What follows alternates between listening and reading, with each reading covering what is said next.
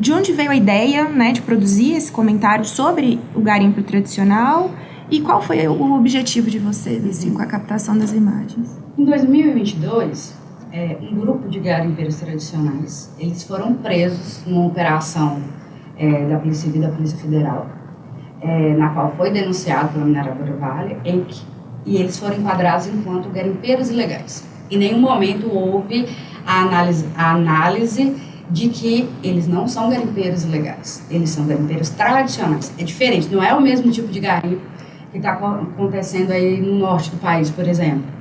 Então, quando a gente começou a atuar aqui, eles foram um dos grupos em que a gente iniciou um mapeamento territorial e, só um parênteses, dentro do processo, a Vale fala que não existe povo e comunidade tradicional em Antônio Pereira. O Guaicuí identificou 4 grupos: os garimpeiros tradicionais, os indígenas Borucrém, os ciganos Caluns e as bezedeiras. Então, a partir dessa... E aí, o tempo inteiro nesse processo, a Vale sempre colocou dentro do processo em que a gente estava fugindo do nosso escopo, mexendo com grupos que eles não reconhecem enquanto PCTs.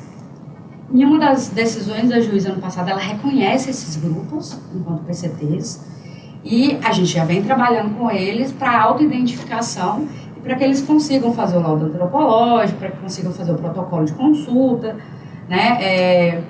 Mas da onde que veio? Então, parte de uma ideia de que, primeiro, nós existimos.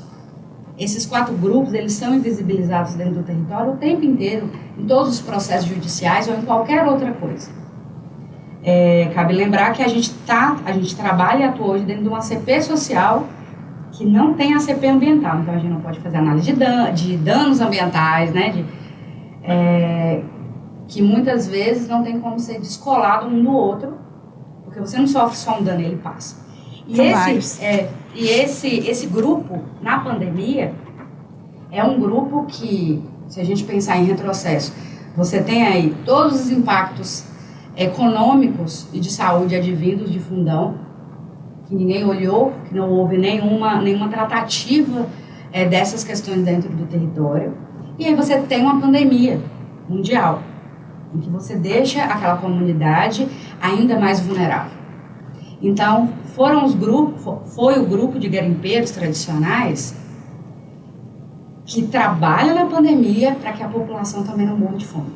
Então, a partir disso, desses contatos com esse grupo, né, com a comissão de pessoas atingidas, nas quais tem os participantes, né, que são garimpeiros, a gente foi entender, tá, mas o que é essa tradicionalidade? Da onde que vem? E por que o tempo todo as mineradoras negam esse reconhecimento? Primeiro, as mineradoras cercaram o território por conta da extração de minério. Então, em muitas localidades nas quais as pessoas iam, até mesmo para lazer, cachoeiras, né, trilhas, enfim, entre outras coisas, elas não podem mais, porque agora é de propriedade da Vale. Segundo, que existe uma disputa ali. Né, você tem a disputa pelo minério.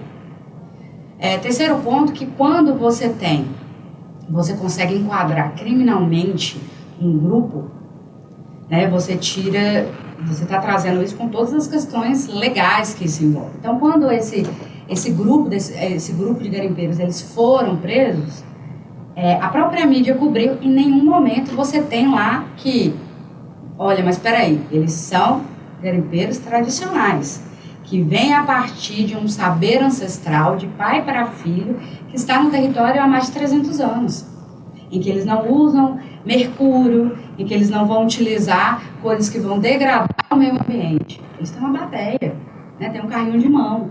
Então, assim, em nenhum momento há também essa análise crítica, né, que às vezes, enquanto jornalismo, é o nosso papel fazer.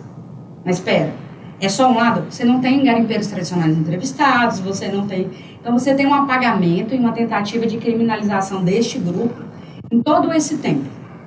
Porque isso é proveitoso para uma série de outros fatores e de outras instâncias e instituições. Então, a gente tem alguns ganhos que vem ano passado com a luta desse povo, que é a PL, que sai, né, dos deputados do Leleco, né, e que reconhece o fazer tradicional garimpeiro em Antônio Pereira enquanto patrimônio cultural. A gente tem esse ganho dentro de todo esse processo. A gente tem a juíza do nosso processo, ligada à nossa CP social na qual a gente trabalha, que reconhece não só os garimpeiros, mas esses 4 grupos de PCTs. Então, a partir disso, a gente falou assim, então está na hora de contar essa história. Eles existem. E eles não só existem, como eles mantiveram e mantêm em todos os momentos em que o território é afetado por uma série de questões, aquela população, tanto na parte de empregabilidade, quanto de passar o saber, quanto econômico. Na pandemia, eles entregavam cestas básicas, né? Eles fizeram comidas e mesas com comidas para que as pessoas de máscaras pudessem lá pegar e levar para casa, enquanto nenhuma outra entidade ou órgão fez isso. Então, reconhecer, e a gente tem um reconhecimento hoje, que parte também de uma PL, de uma decisão judicial, de um protocolo de consulta que está sendo feito, entre outras instâncias, a gente mostra que a gente precisa sim tratar sobre o garimpo tradicional, afastando esse garimpo tradicional do garimpo criminoso, porque são coisas diferentes, né, assim, e ao mesmo tempo mostrar o que é essa tradicionalidade, o que é você ir lá, né, no Rio, depois achar o ouro, enfim, utilizar a bateia, aquela coisa toda em que você não tem uma degradação ali real dentro daquele solo, do próprio rio, enfim, porque você não vai utilizar outros tipos de substâncias poluentes ali dentro. Então, agora eles têm esse reconhecimento, né? Não só eles como os outros grupos que você comentou, mas eles não podem garimpar porque as terras, neste momento, pertencem à Vale. É isso? É um processo longo. A autoidentificação, o próprio Ministério Público teve aqui algumas vezes, né? E eles falam, a autoidentificação, ela começa com eu me reconheço, nós nos reconhecemos e um vai reconhecendo o outro. Então, não é só eu virar e falar assim, olha, eu sou garimpeira tradicional. Entendi. Eu tenho que falar, você tem que me reconhecer e o grupo inteiro tem que reconhecer. Parte do individual e o do coletivo. A tradicionalidade, né, para eles estarem dentro do grupo de PCTs, você precisa ter essa autoidentificação. Então, você tem passos. Eles ainda estão em passos para conseguir o reconhecimento real enquanto povo tradicional, né, enquanto PCT. Mas alguns ganhos foram feitos. A PL do Leleco, ela está reconhecendo a atividade enquanto um patrimônio cultural, a atividade, não o garimpeiro.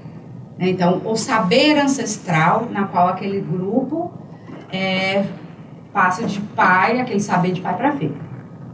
Os próximos processos dessa questão ligada à decisão judicial está ligado ao escopo de trabalho da assessoria técnica.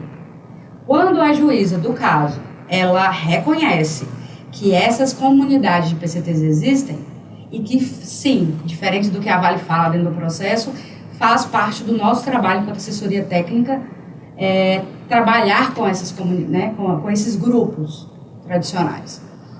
Então, esse é um ganho, mas você ainda não finalizou o processo. Então, agora eles estão né, no protocolo de consulta, existem vários caminhos para depois isso ser judicializado, né, com um processo com o Ministério Público, para eles conseguirem